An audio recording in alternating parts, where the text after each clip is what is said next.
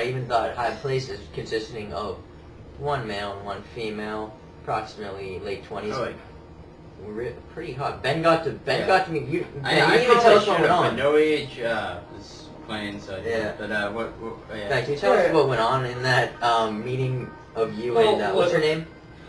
Mary Pearson. Mary Pearson, the vocalist of the very talented tropical. Well, let's talk about the set first. Okay. I mean, there was just two people up there: the singer Mary Pearson and the other guy, The dude who was on the whatever you call that. And apparently, I did some research on them, and apparently, on the recording, he plays lots of different instruments. But of course, he can't do that on the stage. So, like Palm, he had lots of electronic equipment, drum machines, what have you. However, unlike Palm, I would say that High Place's set was a lot more adventurous, more accessible, and it's not totally electronic, a la Rick Wakeman meets 80s video games. There's lots of diverse influences. Animal Collective. Yeah, I could feel Grass a little bit. The song Grass. Yeah, Chris pointed that out to me. Sounded. I I don't know what High Place's song it was, but at one point one of those songs. Yeah, we could probably find it. I have a lot of their songs. Yeah, and there were all sorts of different drum beats. One sounded like something African. Another would sound like a marching band. Or, I'm not a drummer, but I try. I really love. I'm sorry, I really love High Places. I love that kind of music. Yeah, I really like them too. I would even go as far as to call them the highlight of the show. No. Wow. Wait, can you just please, did something go on in that exchange between Mary Pearson and Mary Pearson is, Mary Pearson okay. was incredibly kind. Chris, you want to? No, what else? Okay. Tell us about Okay, Mary so Pearson. after High Places set, the vocalist Mary Pearson was in the back, over in the booth, selling merchandise, selling her own music, and I figured that would be a great chance to shake her hand, meet her, tell her that He was a little wussy at first, not gonna lie. Maybe I shouldn't. Alright, fine. Listen, all I did was talk to her, compliment her on her music, buy a $10 CD, and get her signature on it. There's no reason why you two couldn't have done the same. Yeah, no, I didn't because No Age went on. Anyway, you got her signature? I did. For what? Well, I told him. I got it on the CD. She was really nice about it. I haven't put the CD in yet, but I will. It's the next CD review. Nice. Wait, it will be? Okay, and then so No Age, I thought blew the other bands away. They were all good. Blue? Yeah, Blew them as away. in blow, yeah. No, I know, but Wow, such a dirty. They were. I thought, yeah, you. I didn't mean it like that. I meant blue as in past tense of blow, but.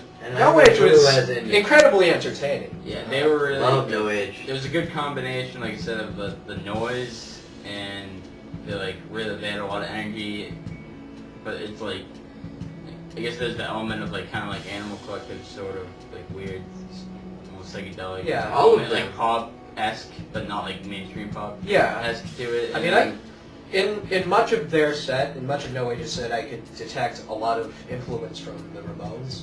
I guess. Yeah, I can see that. And They said, yeah. And also, yes, they are quite the experimental group. Yeah. The guitarist is always, playing with pedals, using all sorts of special effects. Okay, well, there's two members too. Keep in mind the drummer sings. The drummer sings, and then there's guitarist. And those two. And I talked to the person who's selling their merchandise. It was a friend of the band, and he said that they put on really great live shows. And it's a little biased, but his friend. And he was wearing a Flipper shirt. Actually, Flipper's sort of 80s.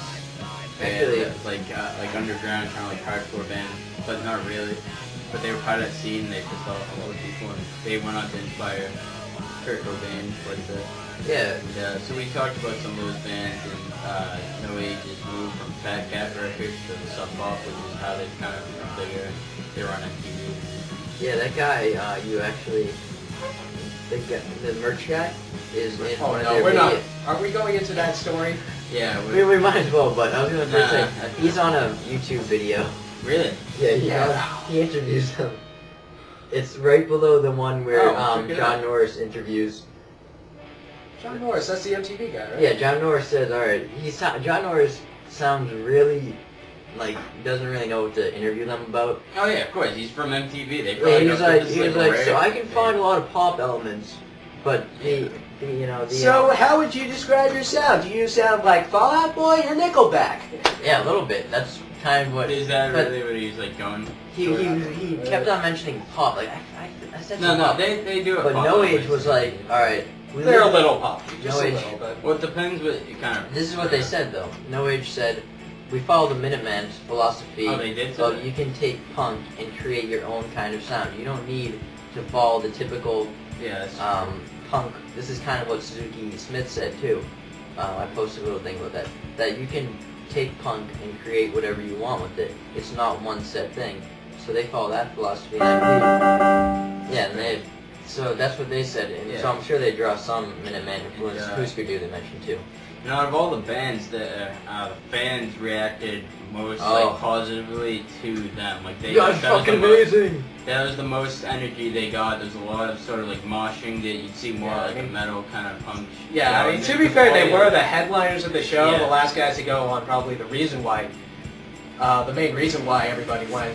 Right. But yeah, I mean, the crowd seemed to react a little coolly to all their opening acts compared to the moshing and the crowd surfing that was going on. I think it was a little bit. And the guy, the guitarist, was out on the crowd, so it was a good. It looked to them like it was a good show. Yeah, and the best, I like, okay, so they played Eraser, which is, the song that was on MTV, and then they played Neck Escaper, another huge one, Things I Did When I Died, another huge one, and I was like, okay, where's Everybody's Down?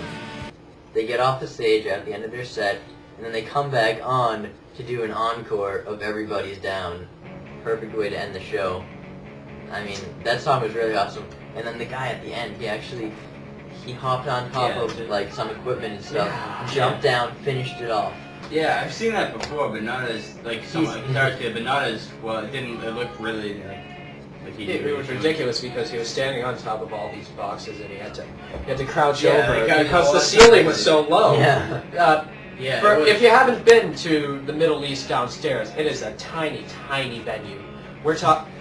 Bend some chest pains. We're talking about a venue the size of a church basement, the size of venues that I played. Right. Okay. Yeah. And all in all, let's wrap it up. All in all, great show. Yes, I'd say about 4.5 out of 5. Yes, it is my second, probably, top 3 shows of all time. I haven't been to many shows. Yeah. So of course the Editor's one blows everything. That was so good.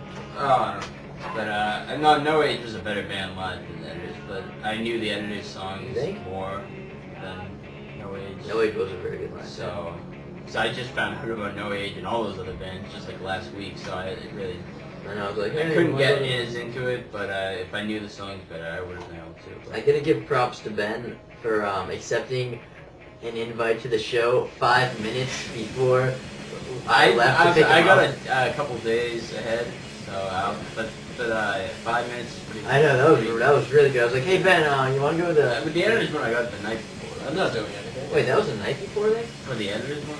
Yeah. Wow, you're glad you went. I was like, yeah, the Editors are playing. I didn't know who the Editors were. I was like, oh, they're on the video game that I I knew play. Hot Hot Heat and Louis 14 but nothing. Yep.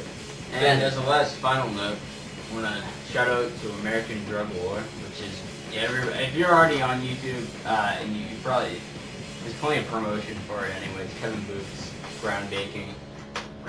groundbreaking documentary on the Get drug it? war. That was actually a nice pun.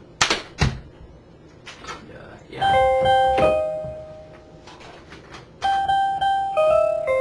Hey! You are.